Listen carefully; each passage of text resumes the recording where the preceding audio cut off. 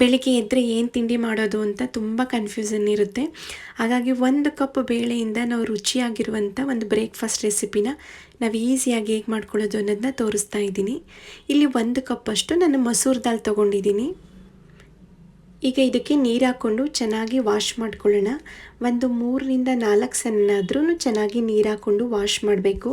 ಅದರಲ್ಲಿ ತುಂಬ ಡಸ್ಟ್ ಇರುತ್ತೆ. ಹಾಗಾಗಿ ನೋಡಿ, ಈಗ ವಾಶ್ ಮಾಡಿದ್ದಾಗಿದೆ. ಈಗ ಇದಕ್ಕೆ 1 ಕಪ್ಪಷ್ಟು ನೀರು ಹಾಕ್ಕೊಂಡು ಒಂದು 10ರಿಂದ 15 ನಿಮಿಷ ನೆನೆಯೋದಕ್ಕೆ ಇಟ್ಕೊಳ್ತಾ ಇದ್ದೀನಿ.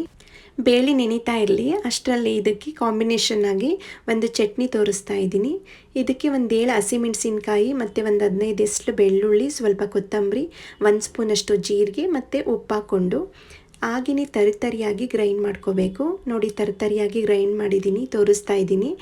ಇದಕ್ಕೆ ಯಾವುದೇ ನೀರು ಹಾಕೊಳ್ಳೋ ಅವಶ್ಯಕತೆ ಇರಲ್ಲ. ಹಾಗೆ ತರಿಯಾಗಿಯೇ ಡ್ರೈ ಆಗಿಯೇ ನಾವು ಗ್ರೈಂಡ್ ಮಾಡಿದರೆ ಸಾಕು.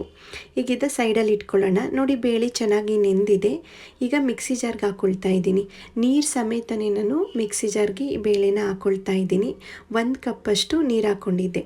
ಈಗ ಇದಕ್ಕೆ ಒಂದು ಅರ್ಧ ಸ್ಪೂನ್ ಜೀರಿಗೆ ಮತ್ತು ಸ್ವಲ್ಪ ಶುಂಠಿ ಹಾಕ್ಕೊಂಡು ಸಣ್ಣಗೆ ಪೇಸ್ಟ್ ರೀತಿ ರುಬ್ಕೊಂಡು ಬರಬೇಕು. ನೋಡಿ, ರುಬ್ಬಿದ್ದು ರೆಡಿಯಾಗಿದೆ ಬೇಳೆ ಹಿಟ್ಟು. ಈಗ ಇದಕ್ಕೆ 5 ಕಪ್ಪಷ್ಟು ನೀರು ಸೇರಿಸ್ತಾ ಇದ್ದೀನಿ. ಈಗ 5 ಕಪ್ಪಷ್ಟು ನೀರು ಸೇರಿಸಿ ಆಗಿದೆ. ಎಲ್ಲ ಚೆನ್ನಾಗಿ ಮಿಕ್ಸ್ ಮಾಡಿಕೊಂಡು ಒಂದು 3/4 ಕಪ್ಪಷ್ಟು ಚಿರೋಟಿ ರವೆನ ಹಾಕ್ಕೊಂಡು ಮಿಕ್ಸ್ ಮಾಡ್ಕೊಳ್ತೀನಿ. ಇದಕ್ಕೆ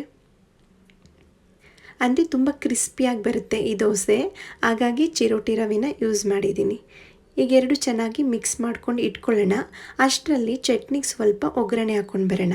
ಪ್ಯಾನ್ಗೆ ಒಂದು 2 ಸ್ಪೂನಷ್ಟು ಎಣ್ಣೆ, ಒಂದು ಅರ್ಧ ಸ್ಪೂನ್ ಸಾಸಿವೆ, ಒಂದು ಅರ್ಧ ಸ್ಪೂನ್ ಬಿಳಿ ಜೀರಿಗೆ, ಒಂದು ಒಣಮೆಣಸಿನ್ಕಾಯಿ ಮತ್ತು ಸ್ವಲ್ಪ ಹಿಂಗೆ ಸೇರಿಸ್ಕೊಂಡಿದ್ದೀನಿ.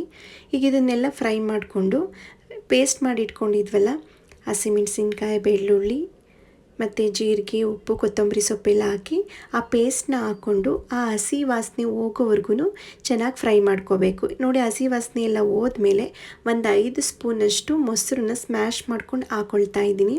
ಈ ಮೊಸರು ಹಾಕೋದ್ರಿಂದ ನಮಗೆ ಈ ಚಟ್ನಿ ಒಂದು ಒಳ್ಳೆ ಟೇಸ್ಟ್ ಕೊಡುತ್ತೆ ಅಂತಲೇ ಹೇಳ್ಬೋದು. ಈಗ ಇದನ್ನೆಲ್ಲ ಚೆನ್ನಾಗಿ ಮಿಕ್ಸ್ ಮಾಡ್ಕೊಳ್ಳೋಣ. ಈಗೆಲ್ಲ ಆಗಿದೆ ನೋಡಿ, ಚಟ್ನಿ ಸಹ ಒಗ್ಗರಣೆಯಲ್ಲಿ ಚೆನ್ನಾಗಿ ಬೆಂದಿದೆ. ಈಗ ಚಟ್ನಿ ರೆಡಿಯಾಗಿದೆ, ಎತ್ತಿಟ್ಕೊಳ್ತಾ ಇದ್ದೀನಿ.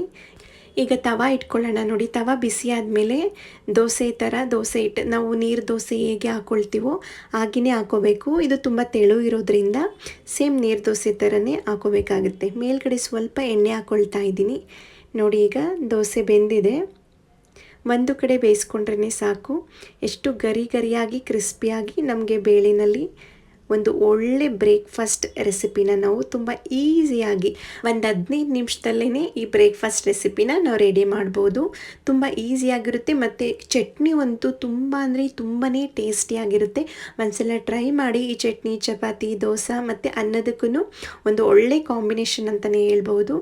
ತುಂಬ ಈಸಿಯಾಗಿ ರುಚಿಯಾಗಿ ಬ್ರೇಕ್ಫಾಸ್ಟ್ ಹೇಗೆ ಮಾಡೋದು ಅನ್ನೋದನ್ನ ತೋರಿಸ್ಕೊಟ್ಟಿದ್ದೀನಿ.